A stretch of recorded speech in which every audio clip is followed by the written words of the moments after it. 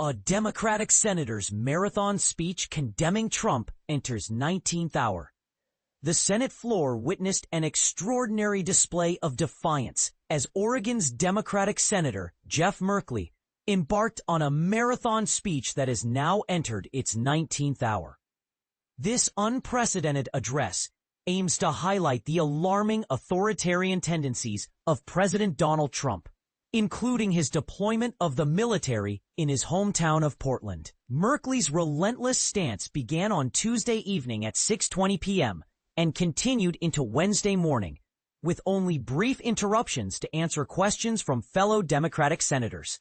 Armed with placards bearing the messages, "Authoritarianism is here now," and "Trump is violating the law," Merkley stood firm, emphasizing the grave threat to our republic since the Civil War. He proclaimed, "President Trump is shredding our Constitution." The senator's speech comes in the wake of a federal appeals court ruling that allowed Trump to deploy the National Guard in Portland, despite local leaders' objections. This decision was made despite the city's lack of a war zone status, as claimed by the president. Additionally, Trump has ordered a similar deployment of troops in Chicago, where federal agents are aggressively targeting undocumented immigrants. Merkley's speech also addressed Trump's retaliation against political opponents, including the charges filed by a hand-picked U.S. attorney against New York State Attorney General Letitia James and former FBI Director James Comey.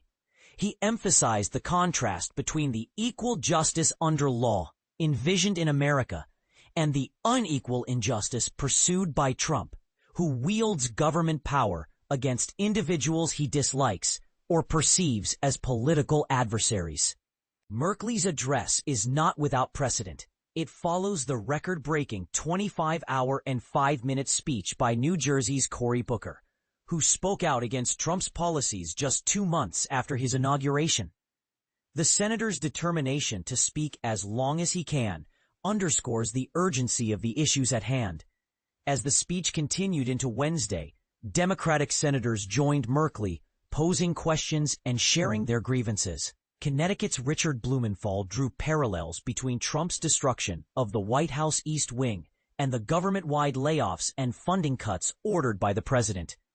Blumenthal emphasized the global impact of Trump's actions, stating, "The damage he's doing to this iconic symbol of America is so costly to our image and esteem worldwide."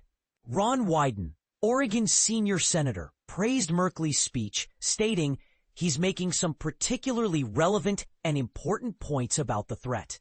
When asked about similar speeches by other Senate Democrats, Wyden acknowledged the significance of Merkley's efforts.